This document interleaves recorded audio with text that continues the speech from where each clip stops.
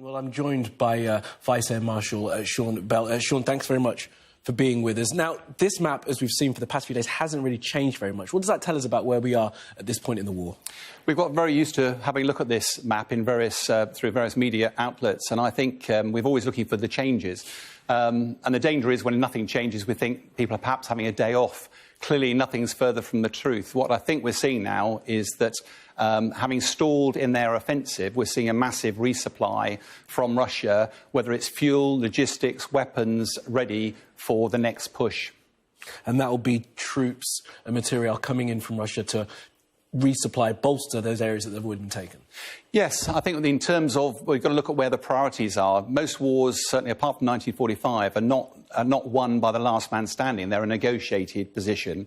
I think we're seeing the glimmer at the moment of the potential for a negotiated solution. But, of course, both sides will want to be as strong as possible for that. And Putin undoubtedly will want to take as much ground as he can before that negotiated, so he's got the strongest hand possible to negotiate any ceasefire. And with this map seeming to be a bit static for the past few days, what does that tell us about Ukrainian defence at this point, do you think? I think they've been doing a truly outstanding job. I mean, they've been overmatched by numbers and in terms of equipment. But it's not just the military. The military and the civilian population have been doing a truly outstanding job of bravery and courage of resisting. But not only resisting, I think we're seeing the odd examples of counterattacks as well happening. And although tactically they may have little impact on the overall outcome of the war, trust me, as an offence, it's very startling if your enemy now starts to take the initiative. Because if you're purely defensive, you leave all the initiative with the offence.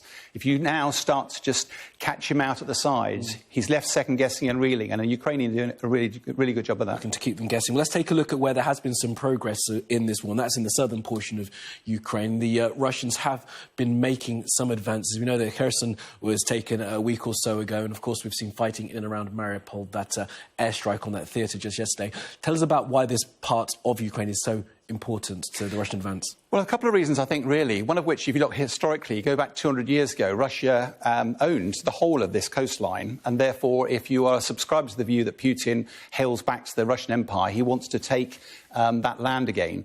But also, from a more tactical perspective, Putin owns the Crimea down to the south. He also got Mother Russia to the east. Having a land bridge that links those two for resupply is really important. And, of course, Mariupol is the sort of sore in that whole strategy, and therefore that's undoubtedly going to be one of his priorities. OK, Sean, for now, thank you very much.